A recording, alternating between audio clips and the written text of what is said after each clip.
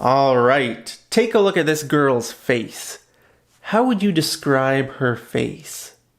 Okay, I'm not talking about the color of her hair and the color of her eyes. I'm talking about sort of just an overall description in one word. Okay, when you see her face, which one word would you use to describe her face? Well, you might be thinking cute. Yeah, she is cute, but that's not the word I thought of. Okay, the word I thought of is pudgy. Pudgy. Okay, do you know what this word means? Have you ever heard this word before? It's a very good word to use in this situation. Okay, pudgy means a little bit fat. A little bit fat in a cute sort of way, especially if we're talking about kids. If we say a kid is pudgy, that means, they're a little bit fat, but when kids are a little bit fat, it's cute, right? So there's no harm in describing her face as a little bit pudgy, right? I mean, you can see her cheeks are nice and plump. That's a good word to use to describe her cheeks.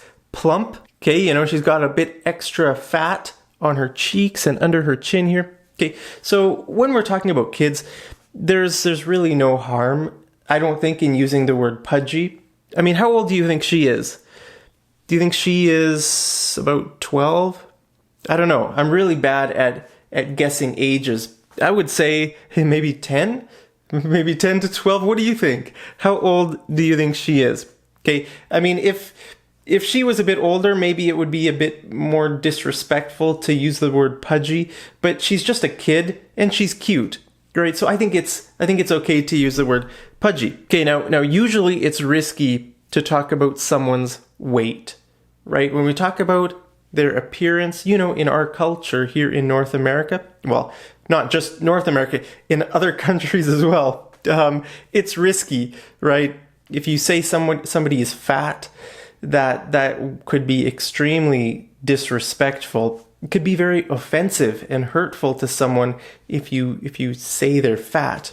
But it's also on the other end of the spectrum too. Some people are really skinny and they don't want to be skinny, right? Maybe they have some health challenges. They're trying to put on weight, but they just can't. They just stay really skinny. A lot of people think all women want to be really skinny. That's not true. That's not true. I knew a girl once who lost a lot of weight, and she was very sensitive about that because she thought she looked so much better, when she had, I think she was probably about 60 kilograms, and then she dropped down, she got sick.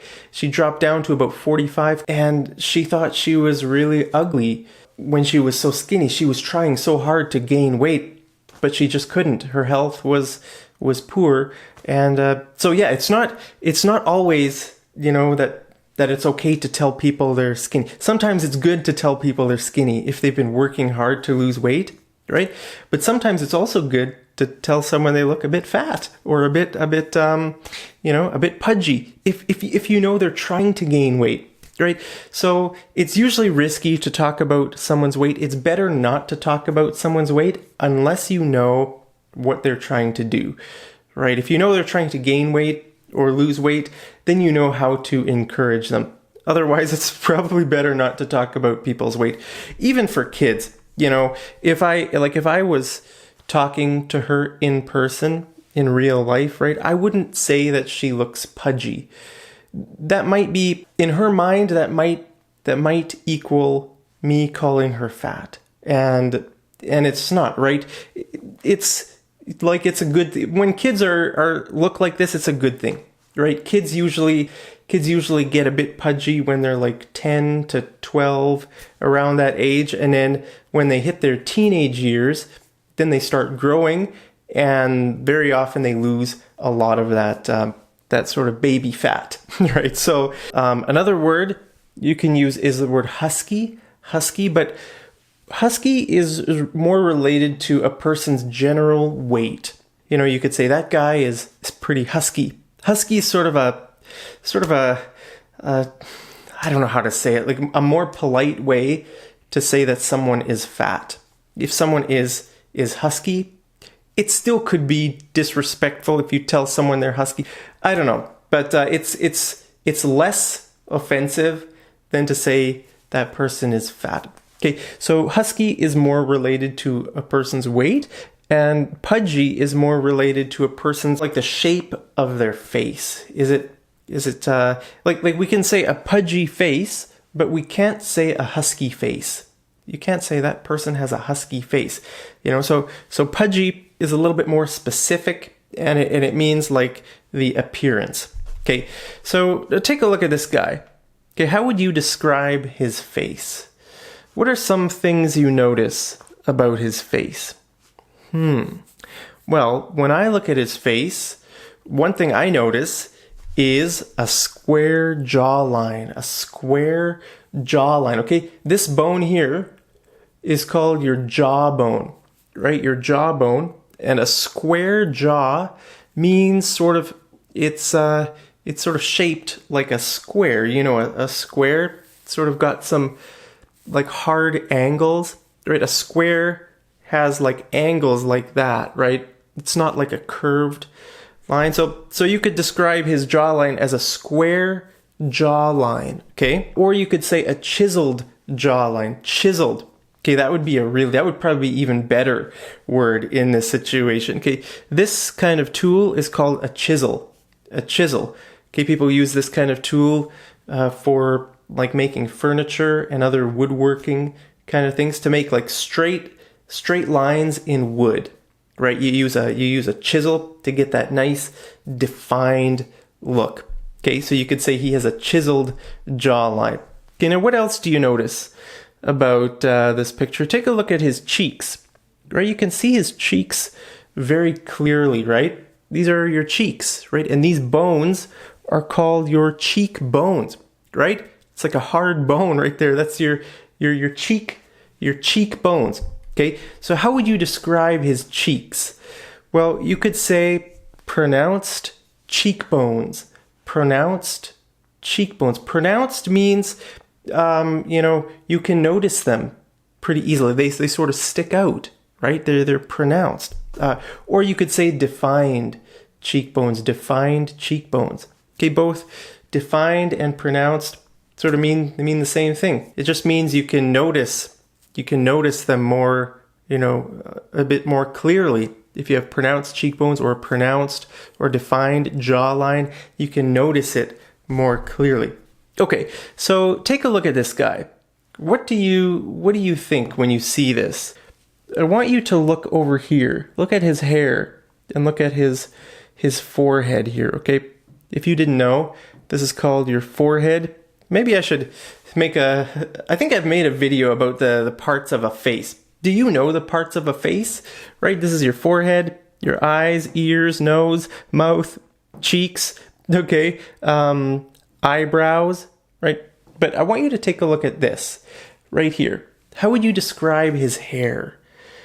Well, I would describe it as a receding hairline. Okay, he has a receding hairline, and I do too. Look at my hair, right? I have a receding hairline. That means I'm going bald, right? Hairline, this is your hairline, right? The part where your forehead and your hair meet, that's called your hairline. And receding means to move back, okay? So the hair is slowly going further and further back on his head and my head. That's called a receding hairline. Now, you could probably also say high hairline. If a person has a high hairline, that would probably be better for women. Take a look at this, okay? How would you describe her hairline here? It's really high, right? But it's not receding. I mean, I don't think so, right? She's not going to be bald in 10 years like I am. Maybe in 10 or 20 years, all right, I might be bald. Look, it's going back here. Right? That's a receding hairline. Okay, now sometimes people use, shapes to describe people's faces, right? Like a round face, an oval shape, triangle. What's that one over there? I can't see. That's square, rectangle, diamond, or sometimes people say a person has a heart-shaped face.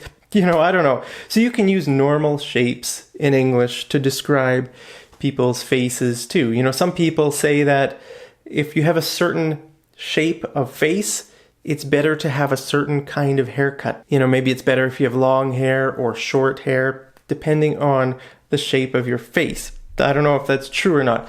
But another word you hear very often when we talk about people's faces is this word here, symmetrical. Symmetrical. Do you know what that means? Symmetrical means even. It means both sides of your face are even, right? So take a look at this alien's face, right? This alien has a very symmetrical face, right? This side is the same as that side. Now, the opposite of symmetrical is asymmetrical. Asymmetrical.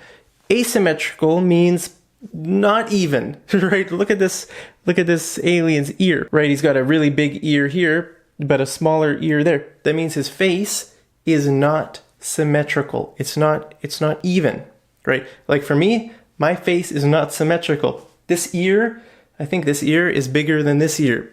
Take a look. What do you think? Right? It's a bit weird. This ear is bigger than this ear. I don't know why. Okay, so let's go to the next one. How would you describe this guy's face? What word comes to your mind? Wow, that's a great picture. Look at that. Well, when I see his face, I think of the word rugged. Rugged. Okay, rugged. Do you know what rugged means? Rugged means like strong, rough, not smooth. Right? It's not smooth. It's like sort of rugged. Rugged. Okay. So if you take a look at his whole face, it's not smooth, right? You can see these very pronounced wrinkles here and here. His whole face seems very strong and rough, uneven, right? And his beard here, he's got a really scraggly beard. That's a good word, scraggly. Do you know what scraggly means? That's the perfect word to describe this beard. If a beard is sort of scraggly, that means it's not combed straight. It's sort of like a bit wild. Wild. So his beard is a bit scraggly. Okay, so I would describe his face as a bit rugged. Okay, take a look at these mountains. You could describe these mountains as rugged, right? They're not smooth. They're very rugged. Now you could use the word jagged too to describe mountains like this. The word jagged means sort of sharp, very, very sharp points. Jagged. But you could use either jagged or rugged to talk about these mountains. Okay, so look at this guy's chin. So this is a picture of a chin here. You can see his chin. Now look at, what is this? Right? What is this in the middle of his chin? What is that called? I have that too. Look, there's my chin, right? It's like two halves of my chin. I've got a line right there in the middle of my chin. Well, it's called a split chin or a cleft chin, or some people might say a chin dimple, right? Dimples are, some people, when they smile, they have like dimples here on like their cheeks. So this could be called like a chin dimple. Right? Do you have a chin dimple? I have a chin dimple. I don't think it's too big, but I have one. Anyway, let's do some homework. I want you to describe your face to me down there in the comments. What kind of a face do you have? It's hard, right? It's hard to describe your face, or it's hard to describe anybody's face. A lot of English students learn how to describe things like, tall, fat, brown hair, blue eyes. But this is a bit more advanced, right? We're using a bit more specific vocabulary, right? Like pronounced cheekbones, split chin, receding hairline. These things are very important. Describing something is one of the most important aspects of English, right? If you can't describe something like a person's face or the look of a car or anything, right? How do you describe anything? I mean, anything even small, like a remote control. How do you describe it, right? So learning how to describe things is just really important, and I want to help you. So I decided to make this lesson just sort of about the face in general. Now my next lesson, I'm going to make a video about the different skin tones, how to describe skin color in English. And then after that, I think I'm going to make another one about eyebrows and eyes, right? Because this is actually a huge topic. And when I started making this lesson, I thought, boy, it's going to take me an hour to describe it all. So I decided to cut it up into some smaller chunks. Okay, so look for those in the next few days. How to describe. This one is face. Next one will be skin color. And then we'll see, how far this series will go. But I want to do this because it's extremely important. And I think a lot of people don't know words like this, like receding hairline. My throat is getting hoarse. I think that's a sign that I should stop this lesson and go make some tea. All right, so hope you guys are having a wonderful day. I'll see you guys over in the next episode of Mad English TV. Take care.